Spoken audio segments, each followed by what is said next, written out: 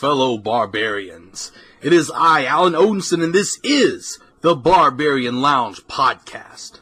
I want to thank you guys for joining me today. We are lined up for our amazing part 2 episode of that wonderful interview that I did with Ed Calderon of Ed's Manifesto. Got amazing responses on that first part, and I'm telling you, this second part is going to be equally amazing. Ed held nothing back. He holds nothing back, completely uncensored, unchained, and man, I'm telling you, this is a guy that I think I could get on the show over and over again, and it just knock it out of the park each and every time. I look forward to hanging out with Ed a little bit at Blade this year. So, a little bit of housekeeping real quick. BarbarianLounge.com is our website. That is the place to find everything. You go there, you find our episodes. You can also find our donate button. The donate button, you click on that, you've got a one-time PayPal donation that you can make, but you also, which is the option I urge people to use, is our patron site. That is our member site. You can go there, donate $1 per episode. I do 4 regular shows per month. You get those early releases. I also do 4 exclusive broadcasts that are available only for members only. That's the only place you can hear them. And needless to say, those people who are behind the paywall, they get a little more exclusive content than the guys who are not. Also, they're also going to be privy to getting all of our episodes. You'll be able to go there and listen to all the episodes. Those are free. Those do not cost our patrons anything. It is just a perk of being a member of the Barbarian Lounge Members Only Club. So go there, patreon.com/the Barbarian Lounge. Become a member. $8 a month. I do no more than 8 shows a month. You won't be charged more than 8 a month, and that helps support the show, keep the lights on, keep me up to date on all of my security to prevent fucking Antifa from attacking this site again. So please go there, check it out. Patreon.com/the Barbarian Lounge. All of our episodes from now on will be carried exclusively on the BarbarianLounge.com, so that will be the place you find them. If you are looking for the Barbarian Lounge podcast, since everything's got all crazy, that's where you're going to have to go. All of you guys that listen on iTunes and Stitcher and things like that, I'm getting that set up. So it's going to take a little bit of time. I have to manually create the RSS, so bear with me a little bit. Our sponsors, OdinsonArchery.com, traditional bows made from non-traditional materials. Go there, check them out, get all of your archery gear, and it helps support the show. Also, Mitacon, MitaconUSA.com.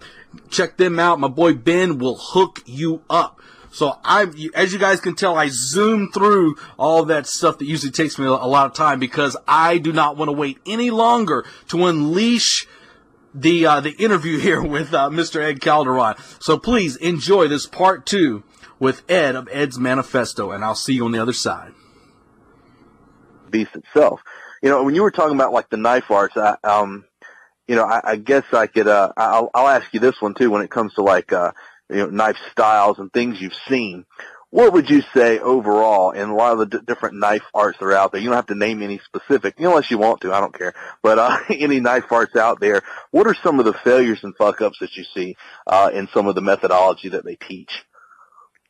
Well, I mean, basing it on there is a value, but I stay away from it like the plague when it's a knife orientated system and you have blade on blade, or like 2 people with blades in their hands and they're sparring and they focus on that, and everything is kind of focused on that kind of paradigm of having one-on-one blade on blade play. Mm-hmm. I think that falls in the realm of not possible or rare instances in our reality where they're going to have to fight somebody with a blade and they're going to have to kind of be sparring. I personally avoid that like the plague. Focusing on having training knives that are longer, that are as long as your forearm. Mm-hmm. I mean, they're training with basically a short sword, and then they carry around a small pocket knife. Right. There's a disconnect there. Exactly. As well. Not having something that simulates what you carry. Or just training with a myriad of different weapons and carry rigs and everything like that. Just kind of not focusing on one thing specific. I mean, I don't train with with 5 different holsters for my Glock. I mean, I train with what I carry. Right. Yeah. So I think that kind of same mentality has to apply to anything that involves a blade, where you kind of focus on, this is what I'm going to carry. I'm not going to fuck around with where I'm going to carry. I'm just going to focus on this carry position, and this is how I'm going to do my presentation and kind of carry it and use it like this, so I don't have to fidget around for it when I have to use it. Mm-hmm. Not adding multiple opponents to your material. Mm-hmm. Once you add multiple opponents to any classroom setting, 80% of all the blade stuff you see out there, as far as flowy, pattern-based material, mm-hmm. kind of goes out the window. Yeah. Because you now don't have to worry about one guy, you have to worry about 2 guys or 3 guys. And people get really grabby. Mm-hmm. And when something gets grabbed, like an arm with a knife in it, and that knife has a ring on it, that knife is basically fucked. Mm-hmm. Because that is now stuck in one hand with the guy actually holding onto it, while the other guy is actually beating your head in with a brick or something. Mm-hmm. So that's when you start learning about how to pass a knife from one hand to the other, and how realistically you have to train. You have to make the effort to train both hands in how to utilize a knife, and not just one hand. Utilizing just one hand is something very much part of the dueling culture, and we're talking about ambush and counter ambush stuff. So, and adding realism or stress modifiers into the training. I personally like putting shock collars on people's arms and legs, and adding that realism of being. I mean, each stab you get will cost you, right? Right. The cost. It has to cost you. Mm-hmm. People have asked about shock knives. That's kid stuff. Mm-hmm. I mean, I'll shock you. Oh, it shocked me. Oh, ow, ow, that hurts. No, I'm gonna press this shock collar that's high up on your arm, for a while. Like a legit cut will hurt, not just for that moment, it will hurt for a while, right? Right. So so all of a sudden that arm you're holding that knife with hurts like a motherfucker, and you may have to switch hands. Right. Or you may have to switch your parameters. So stuff like that. I like adding stress modifiers into the training I do. So shock collars play a big part of that.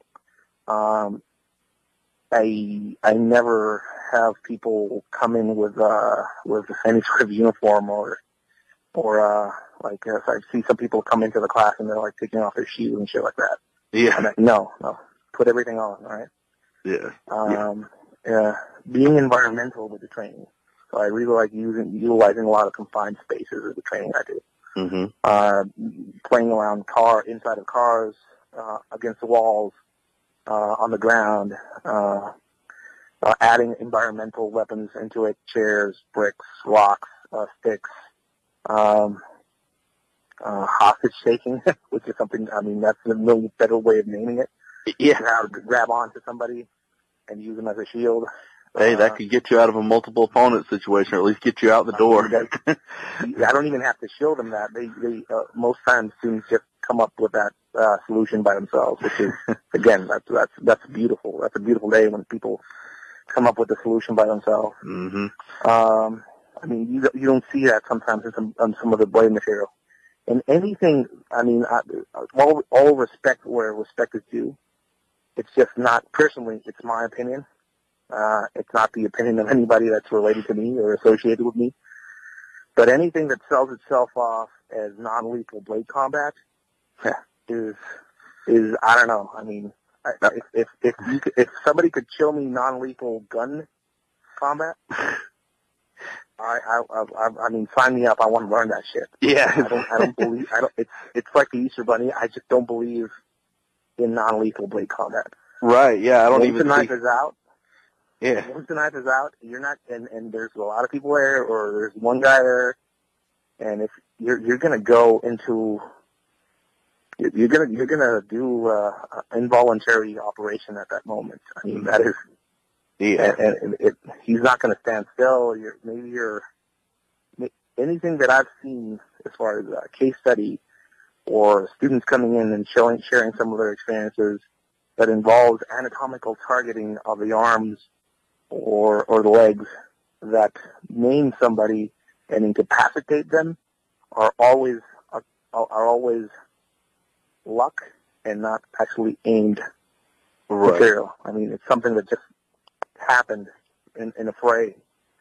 It's rarely a thing where people are, I'm gonna cut this guy's tendon so he can stop fighting, right? I mean, if somebody can point to a case study of somebody actually applying this stuff, where it's actually like a real situation where somebody's actually actively sniping anatomical targets to incapacitate in non-blade combat, dude, I'd sign off for that. I want to see that shit, right?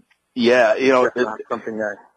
It's funny, you know, I was working the other week with a friend of mine, and we were actually playing around with some blade dueling, and at one point I stabbed at the face and they cut me in the arm, and we kind of looked at each other, and I looked at them and smiled. I said, I'll take that trade-off any day.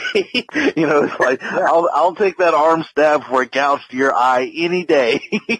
You know, because I can switch hands. I don't think you can switch eyes too well. So, you know, it's cool with me. And I always kind of push the whole endemics. There's a thing that I always say, endemics, and what the fuck does endemics mean? So endemics is basically, if I'm going to train something, I have to adapt it to where I am, right? So if I'm going to train how to shoot people with a 9mm handgun, I'm not going to do it center mass if I'm in Mexico. I'm going to aim for the pelvic girdle or the face. Why? There's a shitload of people down there with plate armor under their t-shirts down there, right? So endemically, I have to switch my gears when I'm there, right?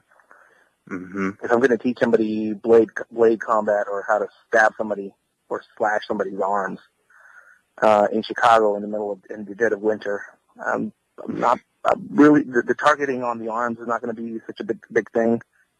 I mean, thick leather coats and stuff like that have it on. So I'm going to focus on the face, right? I mean, it's logical. Right. Things have to change to conform to the end user and where he's going to be in. That is just the thing. And people can't fucking get their minds on that sometimes. And again, I think it goes back to the whole, this is the system, learn the system, and this is all you need. That is, I mean, I'm dead set against that. Right. Yeah. Some of those can get really culty, man. Yeah. Well, people get really kind of fixated on a system or on a weapon or on a blade. Like, hey, some guy out there, I'm all about big steel, and I carry around a Bowie knife. Good for you. You probably don't get out much. But good for you, right? I mean, if you can get away with that in your environment, and if you have to use it, I mean, if I could get away with a sword, I would fucking carry a sword. Right. Yeah. I can't get away with it. Yeah. I guess it depends on where you're at. Here in South Carolina, we have like no. See, like here we have no. Basically, you can open carry. If I probably get some shit for it, but by law, I could open carry a sword if I wanted to. You know, it's nothing like to be. Yeah, it's nothing to be standing at the grocery store line and the guy next to you's got like a 12-inch fixed blade knife on his hip. You know, if you can get away with it, that is a beautiful thing to have on. Yeah. And people get a kick out of those fruit knives. Oh yeah, those are really cool. I mean, if people doubt what those things can do to a human body, I welcome them to partake in one of the classes so they can see what those little fuckers do to their skin. I mean, it's a basic little pocket scalpel. Right, yeah. And it has certain qualities as far as the bird's beak shape that like to go around things like a scalp. And they're pretty gnarly. People laugh at them because of like the tactical fruit knife craze, and Ned started this fucking. I didn't start shit. What is the most fucking used blade for murders in the world? Kitchen knife. I didn't invent that. Yeah. I wish I could say it's So the Emerson Persian is the most utilized murder blade on the planet or whatever. But no fucking knife can claim that except kitchen knives. I mean, pretty much that's what people use in most places. And that whole fruit knife concept came because I used to go to places where I couldn't carry things on the plane. And I would go and buy these fruit knives outside of the airport and the commissary and just bury them in the planters. And every time I would go to different parts of the country, I'd just go to the planters and kind of twirl my fingers on, take out my my knives that were buried there. And I would always have a fucking fruit knife everywhere I went. I also made rubber sheaths with magnets in them, and it stuck them in different places in the bathroom and shit like that. And it was, I mean, it's just a mental exercise that I used to do as well. I mean, it wasn't like I was putting all these murder weapons around me in case I get attacked by ninjas or shit like that. But it's a good way to train yourself to always have something on hand in different places and not depend on the optimal gear. I mean, if you can learn how to work with the bare minimum, and you get to pick what you carry, you can excel, right? Right. That's the thing I learned. That's the lesson I learned from Trucker Dan. When he does survival classes, he takes us out into the middle of nowhere, and you're like, so let me get my lighter out. He's like, no, we're going to do bow drill now, right? So he has to learn how to work with the bare minimum first. And then when you get to pick what to carry, I mean, you can excel. I mean, that's very much something I really like showing people. So how to weaponize a pen, how to weaponize a fruit knife, how to use a sharpened stick with a branch on it that actually turns into a harpoon when you stab it into somebody, so they're gonna have to worry about trying to pull it out. Right. How to feather a chopstick. So again, it had lodges itself in there, so you can't get it out. Are horrible things to think about, horrible things to modify, to make. But we live in a post-9/11 world. I mean, as Americans, you have the biggest target on your back on the planet. Yeah, absolutely. Everybody has that out for you guys. Well, when you travel, your gun laws don't travel with you. That's right. So, I mean, if anybody needs to learn some of this stuff, and I think it has that. That's why it's been a popular course offering for me, is because there's a need out there as far as learning how some of these unconventional, very much criminal mentality side, weapon use, access, building type material, which is outside of the norm for most of the stuff that is out there. I mean, I think that's what my theory is as far as why people kind of gravitate towards it. Yeah, your black box classes are, from all the reviews I've seen, from the pictures I've seen, and everything like that. I mean, from the stuff you've done with the escaping and the work with it, it had me. I'm thinking about these things. I'm like, okay, I've got handcuff keys and shims and all these things like that I start thinking about, and I'm like, I understand the application for it. I understand.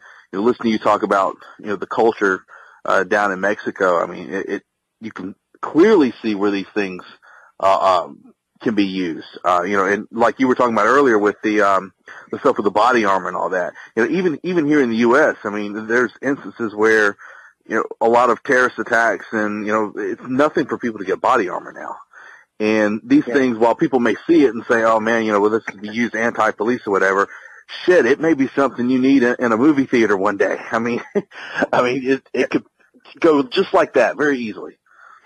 Yeah, I mean, so a lot of people ask me about the counter custody material and where it comes from and what it is, and some people say it's seer. They equate it to seer material because it's anti-abduction material and stuff like that. And I always make it clear this is not seer material. It's basically reverse engineered cartel methodology as far as abducting people. If you want to see just like the blade stuff, if you want to see what is out there right now, you have to go to some very gnarly places.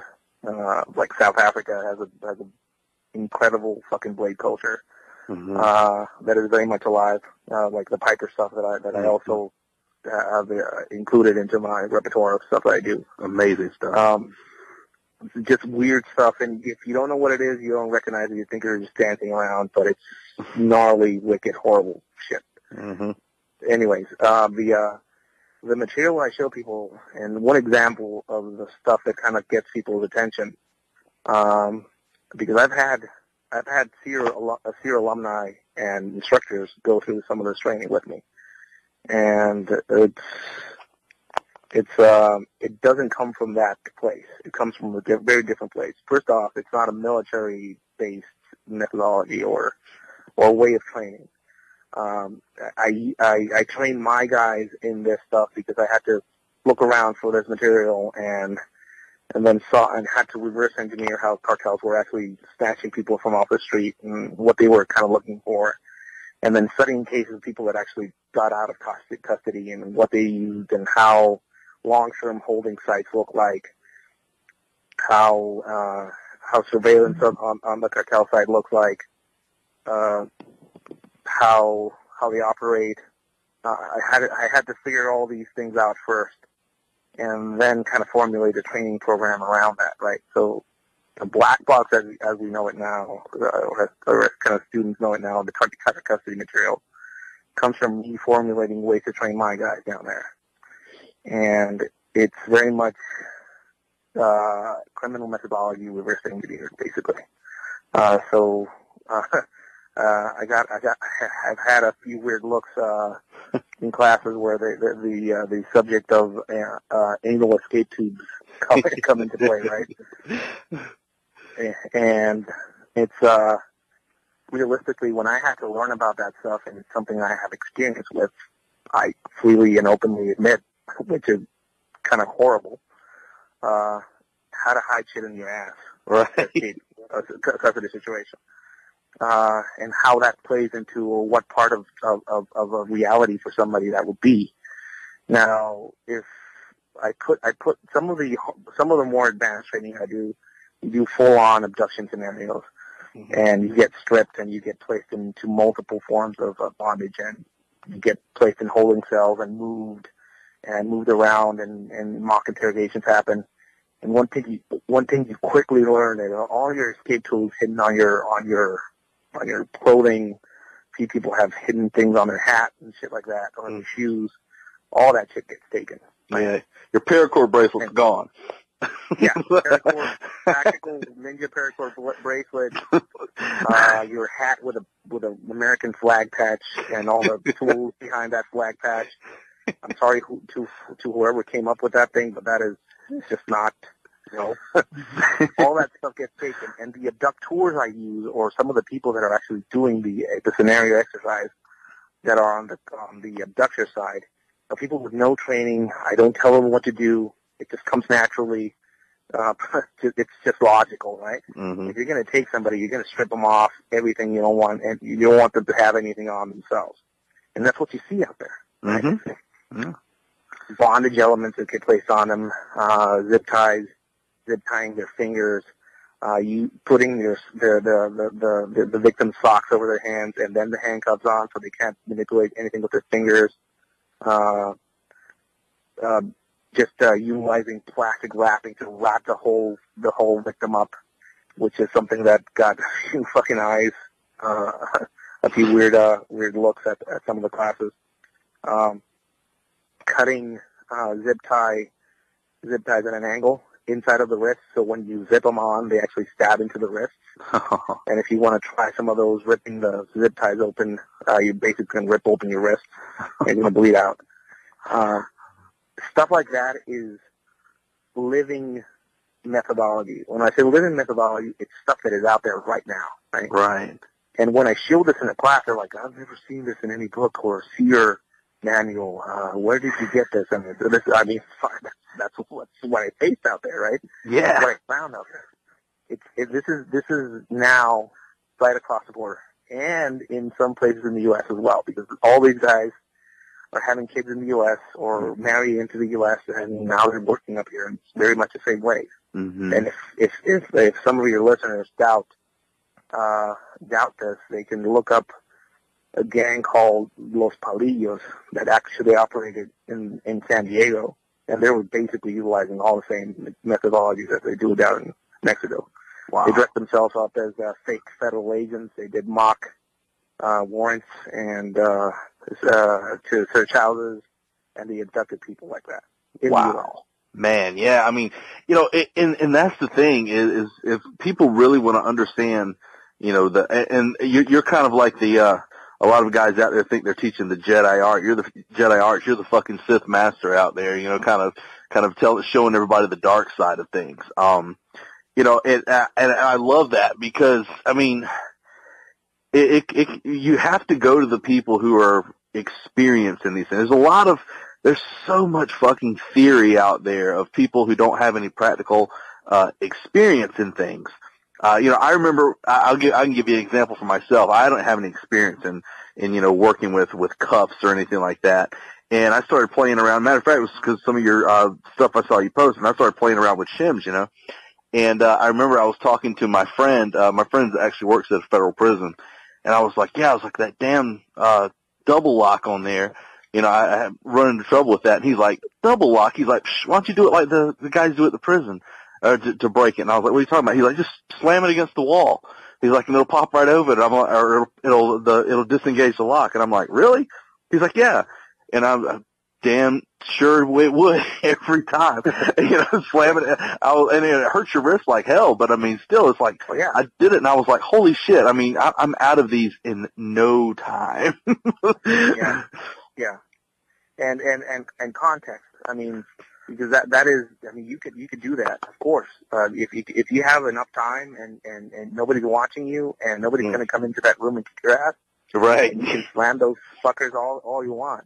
Yeah, and you can open them up like that. I mean, but another thing I really like to apply to some of these exercises is with the situational. Some people, and these come from actual cases, right? So, put them in a room, and sometimes the door is wide open, and people just they fucking focus on releasing their handcuffs and fucking getting out of all these, and the door is just fucking wide open, and they can just fucking walk outside if they want, but people get really fucking focused on their problem, right? Right.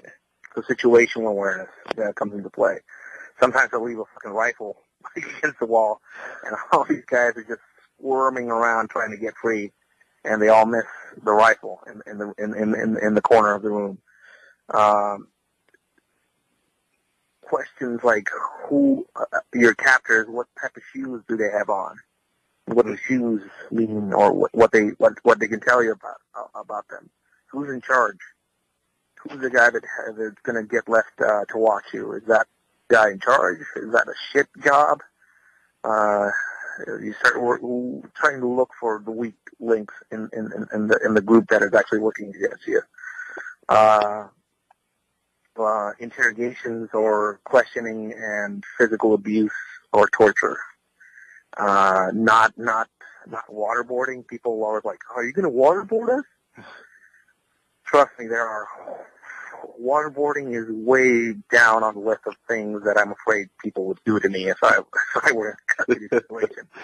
Waterboarding is pretty horrible, but there's worse stuff out there. Getting a light bulb in your mouth and then somebody punching you. Sexual stuff. Yeah. Getting to the bottoms of your feet and your tendons cut.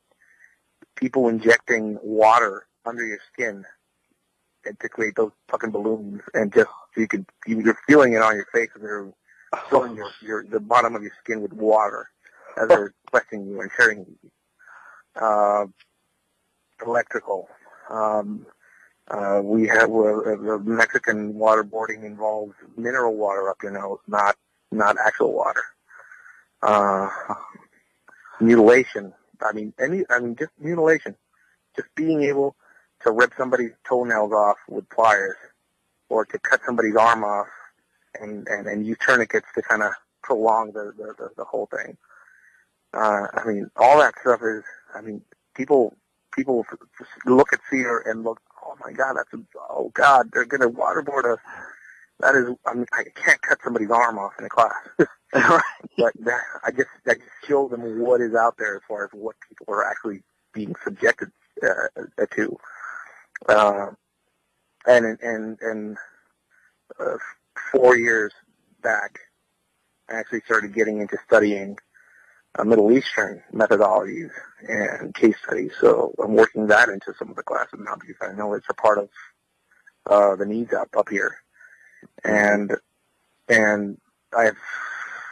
done a lot of training with a lot of high-level military guys up here, and cross-training with other guys and learning from other people's experiences, and kind of already started to infuse that into the classes I do. So there's that level of kind of insight as well. But I really focus on those specific details.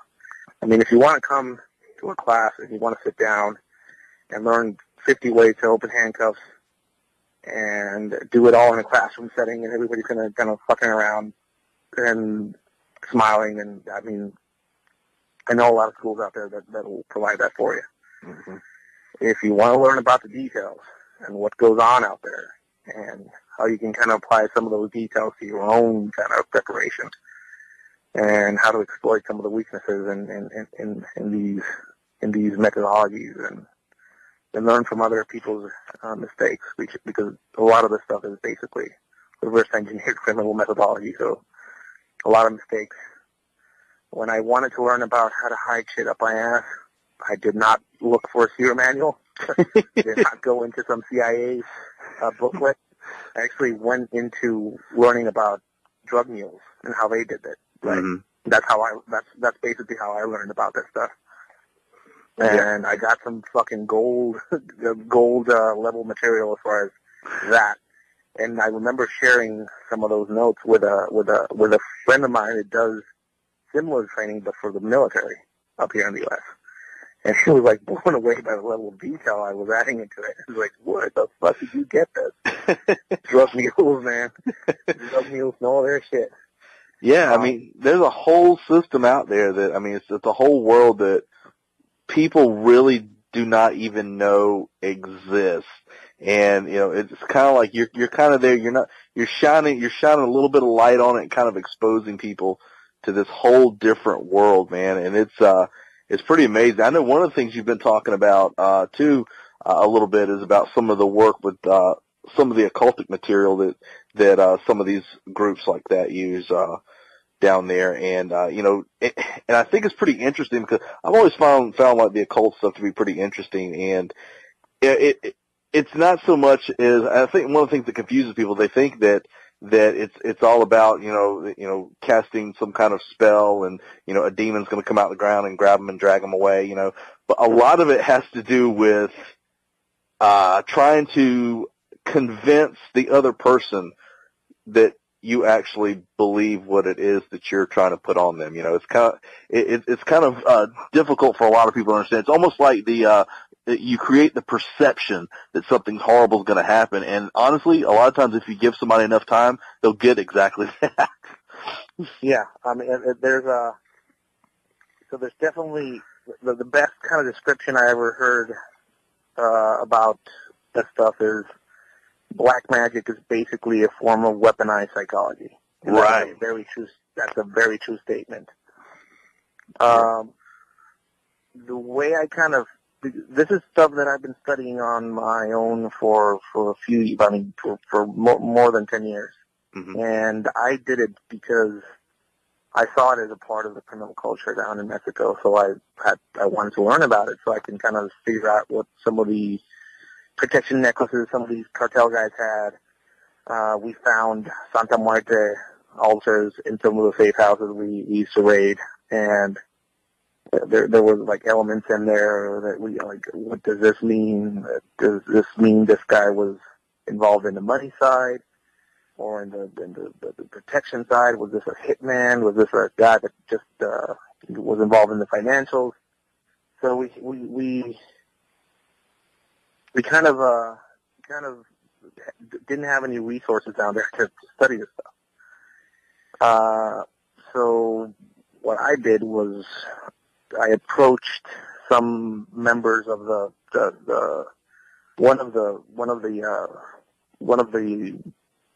there's different Santa Muerte cult groups out there.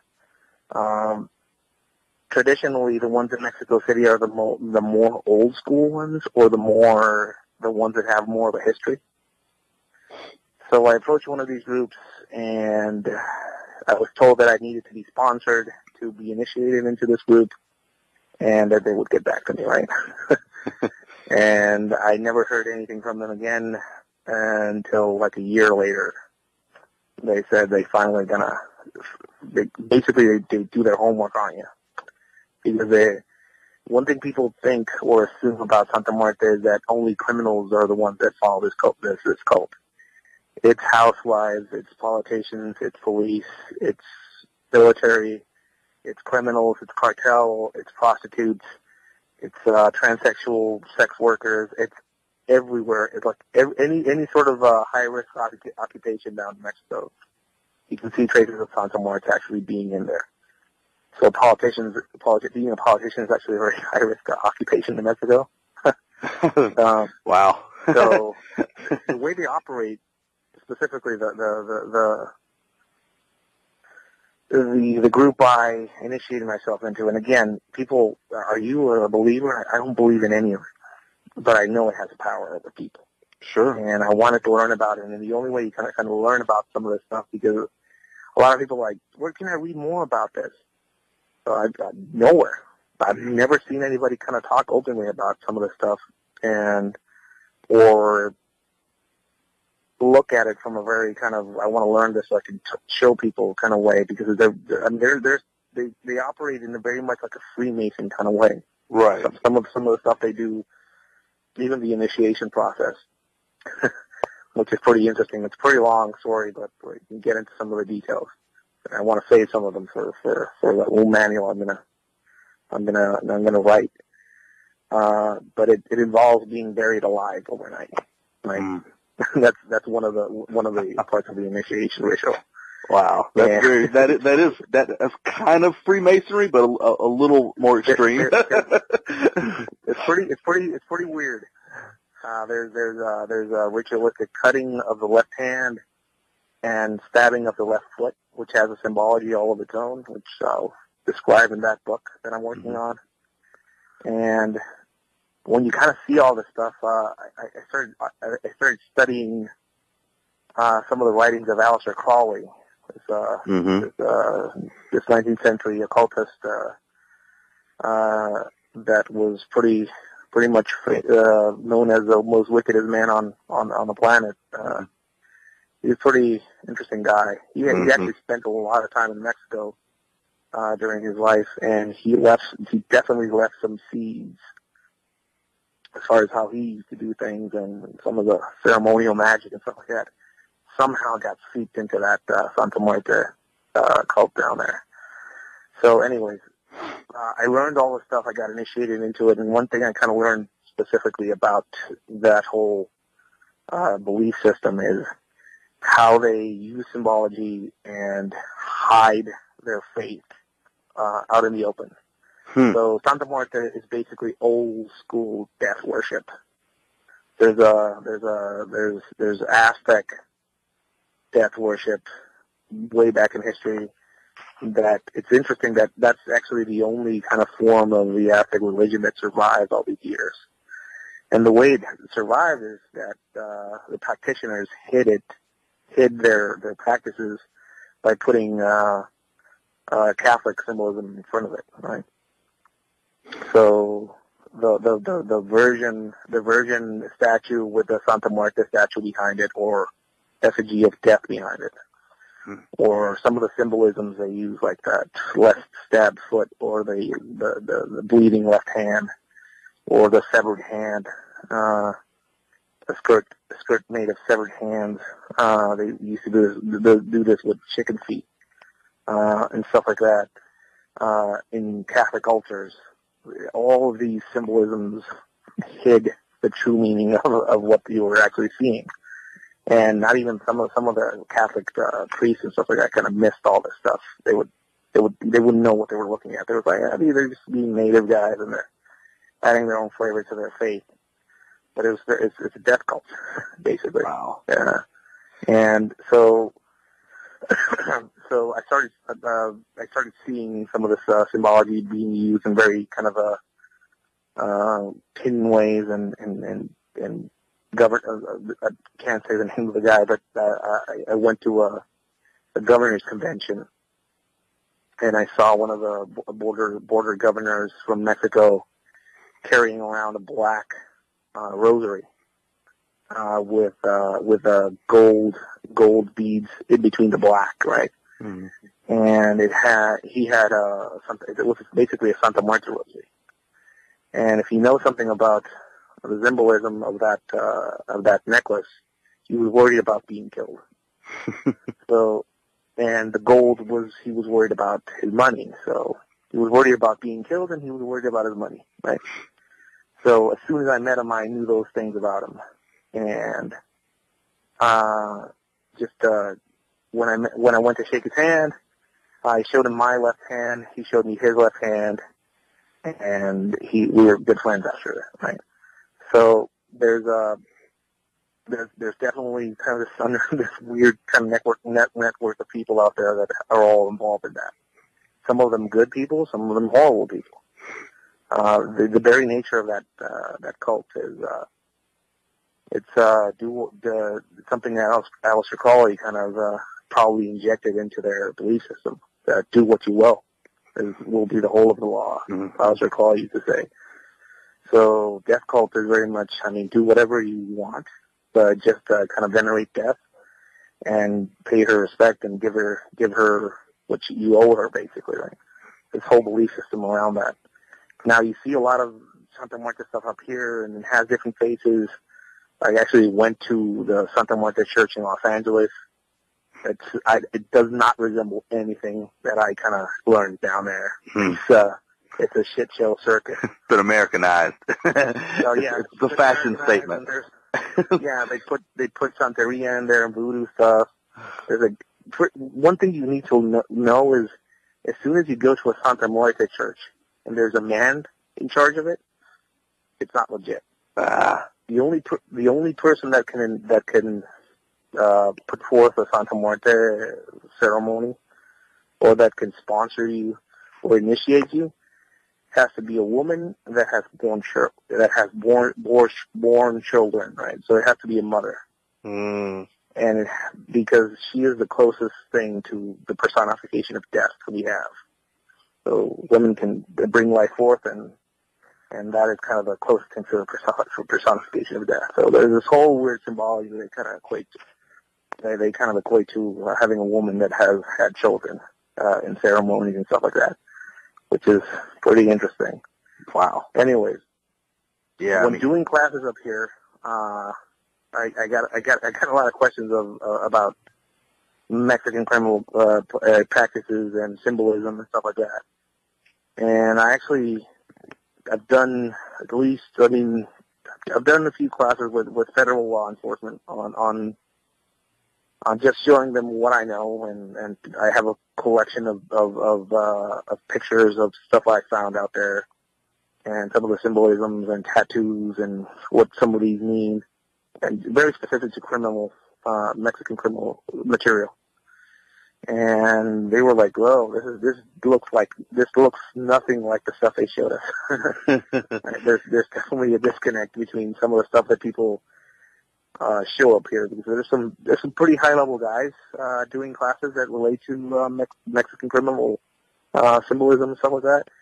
And I've seen some of this stuff, and it tries, but there's definitely a disconnect between what is out. Well, at least what I experienced in my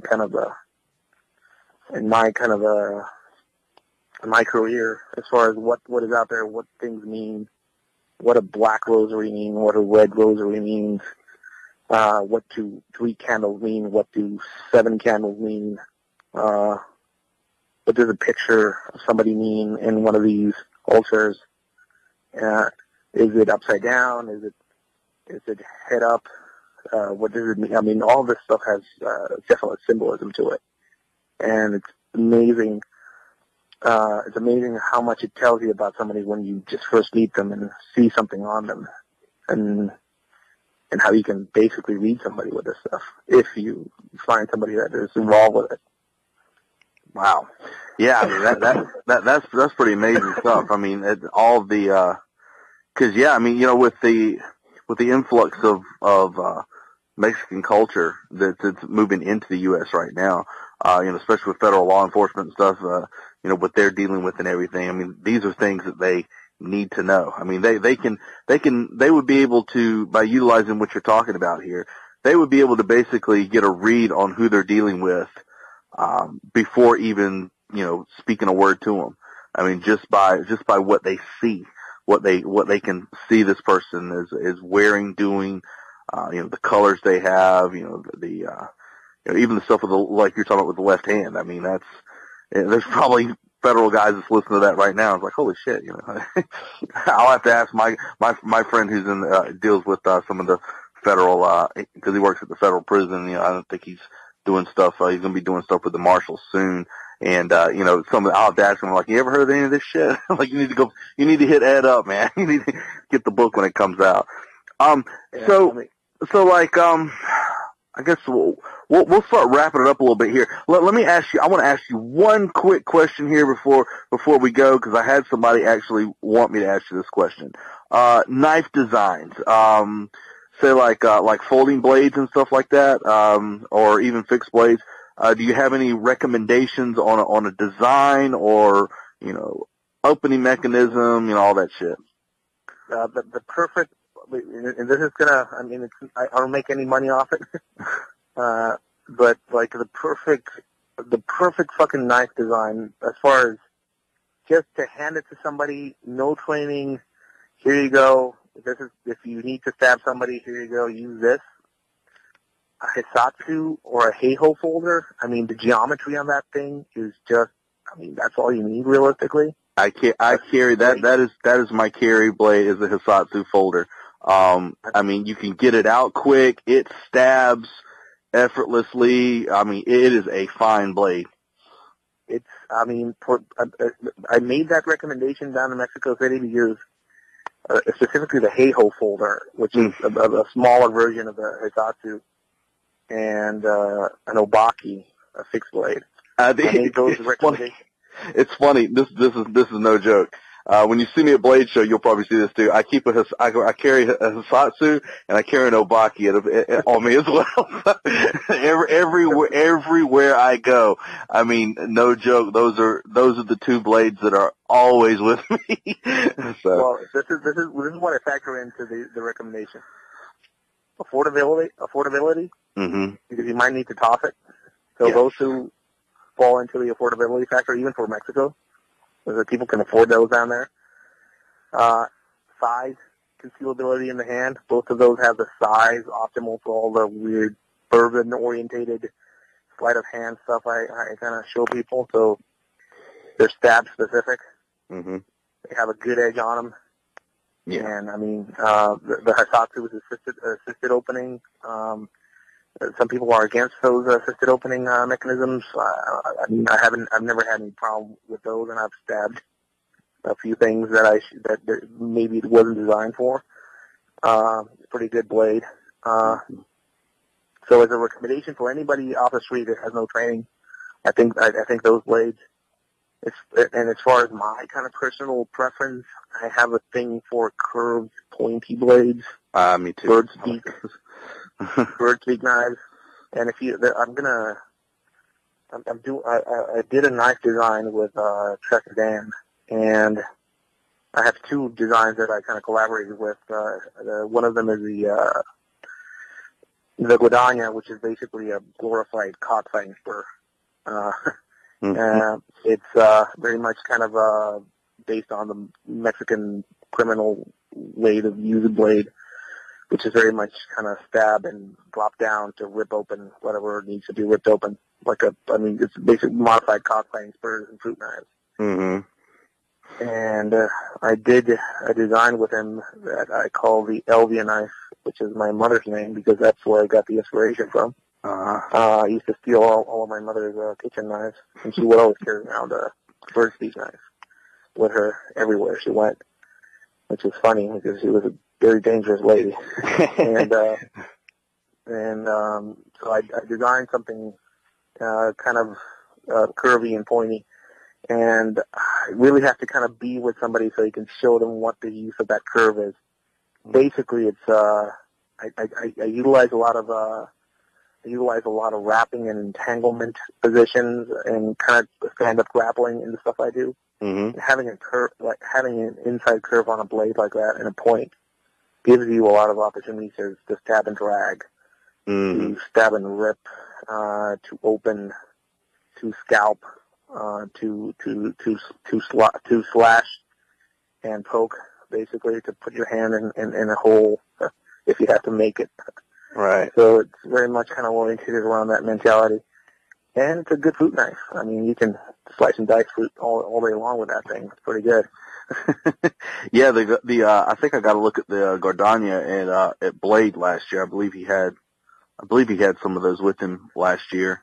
It was a nice blade. It was one of those you were talking about. You pick it up, you put it in your hand, and it's just like, okay, this is you know the purpose of this blade. Like it's just got a good feel. It doesn't feel like it would move around in your hand too much when you're stabbing. That's one of the things. Some handles can be a little too round, and like you were talking about with things moving, and they start to roll in your hands and everything. And that one just had a really good feel to it. I remember that. It's a good blade overall. Well, what are some of your let's kind of close it out here. Websites, upcoming classes, anything like that you got coming up?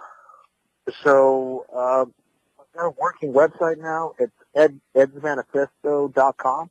Mm-hmm. Amazingly, that website domain name was available, and now I have it. So I post some content on there that is not Facebook and Instagram friendly because I've had a lot of negative experience with that. Yeah. So edsmanifesto.com, Edsmanifesto on Facebook, of course. That donkey show of a Facebook page where everybody's kind of looking at the stuff I post every day, which is pretty cool. I really appreciate all the support.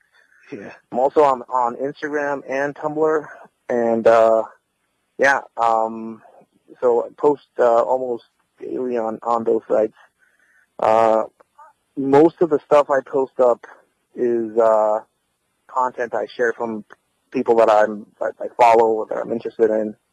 Some of the material, most of the stuff that I post that is personal actually comes directly from so the name Eds Manifesto comes from a series of, I think we're up to 9 moleskin notebooks that I have of me just learning things, looking at things, experiencing things, and kind of writing it down.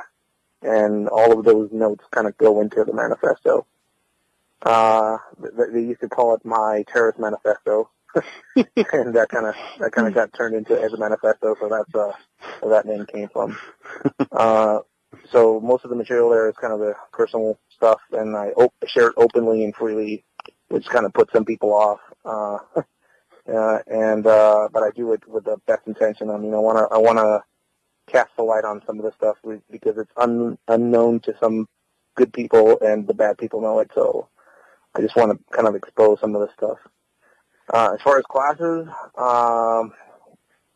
I'm in Los Angeles on the 27th and 28th of this month, doing a counter custody class. I think there's one space open, so if anybody wants to get on that. It's a pretty intense class. It's very demanding. It's not for the faint of heart. So that's in L.A. And then I'm going to do another one in Orange County in June. This is going to be a black box kind of custody class. I'm doing that with Thomas Cayon's survival schools. It's going to be pretty intense. I'm going to really focus on the urban side of survival and counter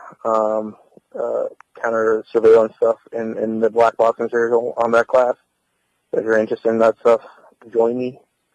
I'm doing a weaponology class in Arizona on the 8th of July, and another one in Oklahoma in July, and another one in Chicago. So it's a pretty busy month. Wow. Yeah. Are you doing a for Blade Show weekend? I know you I think you did one last year, Blade Show weekend in Georgia. Yeah, trying to work something out as far as Georgia. We're actually there's 3 of us trying to look for a place to do a class. It's me, it's our medical management, austere medical management guy, and Dan. We're looking for a place to do this class, so we haven't figured out that yet. If that is possible, if not, we're going to be. There's a booth at Blade Show, which I don't have the number to right now and the name, but I'm going to do a product demo at one of the booths, showcasing some of Dan's new knives, one of mine. And, I'm going to be there at Blade Show doing a few giveaways, and I have some T-shirts if anybody wants some Manifesto T-shirts. Awesome. Yeah, because as I said, I will be at Blade Show as well, so I will definitely be seeing you guys there also. Yeah, I'm going to be there carrying Treasure Dan's bags around. That's going to be my function. Yeah, if you see me, I'll be the guy toting around all kinds of bows and stuff. Hopefully, I can get in the door with them. I think I could slip right in. There's all kind of stuff going around there, but yeah, I mean, it's so anybody that's going to be out Blade Show area, you'll be able to find Ed there. But I'll give you a bit of a warning. If you do see Ed or Tracker Dan, you're going to need to keep your eye on them or put some kind of tracking device on them because they will disappear into a crowd. It's pretty amazing. When I was there last time, I remember Dan came down and the guy I was with, he told me, he said, watch Dan as he moves through the crowd. And I was, okay, I'm watching him and Dan just kind of like blends in and just bleeds out and he just vanishes. I swear, I didn't see a puff of smoke, but the man vanished. So, oh yeah, you should. He's been teaching me about man tracking, and